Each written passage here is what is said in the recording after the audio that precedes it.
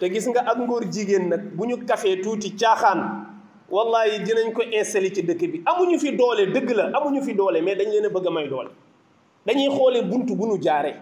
comme ñun nag li jiitu woon ci ñun ci ngëm-ngëm ak ci yar moo dëppoo wul ak góor jigéen moo tax ku ko fi bëgg a def da ngay xat waaye ñi ngi ci projet pour mu yaatu fi te projet boobu mi ngi ci artistes yi mi ngi ci comédiens yi mi ngi ci politiciens yi ci seeni loxo la nekk pour ñoom ñu dugal leen fii ci société te ñun bàyyiwuñ ci sax xel xam nga ne bu ñu demee ba Sénégal ñu créer ministère u genre te kenn defu ci débat nga xam ne ñun suñu bopp yi wàcc na ñun ni ñu suufee léegi dafa jéggi dayo jéggi saa ñu créer la ministère de la femme et de la famille et du genre te kenn laajul lan mooy genre nga tudd góor tudd jigéen tudd xale yi daan ne ak genre ñu ne kuy genre nga ne genre mooy koo xam ne du góor du jigéen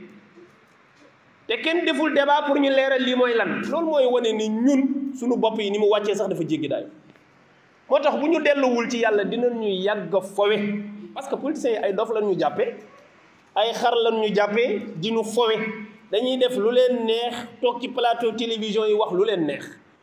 parce que jàpp nañ ne yow moom ku neex a nax nga naa def lu ma neex bu ma ñëwee ma naxal loolu mooy xeetu projet góor jigéen yi ñi ngi koy légaliser wax naa ne dindi ñi ñu sexe ci permis yi def fa genre te kenn laajul lu tax ñu dindi sexe def fa genre sexe mooy awra soo ñëwee di wut si permis ñu ne la góor nga wala jigéen def ne kii ku góor la bu dee jigéen ñu ne kii jigéen léegi ñu dem ba yegg ci boo ñëwee di wut si permis ñu dindi sexe bi ne la yow doo góor doo jigéen lan nga góor jigéen nga lesbienne nga te kenn débaawul ci loolu kenn kaasu ko ñu bàyyi permis bi jàll lan moo war a topp ci permis bi extrait de naissance yi genre ciy mujj boo fa jógee lu ci topp carte d'identité yi moo ciy topp boo jógee lu ci topp après loi bi ñëw mais comme si que dara xewul loolu li muy tegtale mooy ñun suñu diggante ak suñu borom dafa dagg rupture boobu am moo tax ñu mën ñu fowe te duñ ko yëg dara aayatul ci ñun dara garaawatul ci ñun parce que àddina foqati nañu seytaane foqati nañu pas-pas dëgëratul ci ñun bàkkaar aayul ci ñun lu neex waay rek defal dara rëyatul ci sunu bopp te am nay jamono ci ginnaaw yooyu ku ko mënoon def fii di nga fi fekk ay nit yu gëm yoo xam ne bu ñu ko posé ci suba ngoon du ko fa fekk code de la presse bi mujj bi journaliste yi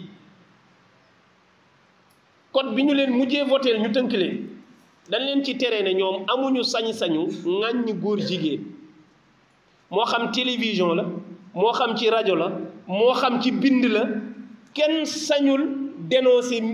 góor jigéen ni góor jigéen gi muy doxal amuñ ci sañ-sañ léegi loi bi tere na loolu ci code de la presse bi kon affaire bi mi ngi évoluer di dem waaye lan moo tax ñun ñu mën a seetaan ñoom ñuy teg ay jéego yu mel nii ne dañuy daganal ngóor jigéen di ko jaare ci ay nit yoo xam ne mel ni ñun amuñu xalaat te montant ay intellectuel ñi ngi fi te ñoom xam nañu lan mooy genre te xam nañu genre bi fan la jëm mais malheureusement dara yënguwul ci ñoom parce que ngëm-ngëm yi moo dee yooyu nag bu fekkee yeewuwunu ci leneen lu ñëw suñu kaw nañu xaar sax lu ëpp lii ñuy daj li ñuy daj ci coono daj ko ci jafe-jafe nañu xaar lu ëpp loolu su fekkee yii di jàll dara mettiwul ci ñun di jaarale góor jigéen dara mettiwul ci ñun lu raw corona bu nuy fawee dana dikkaat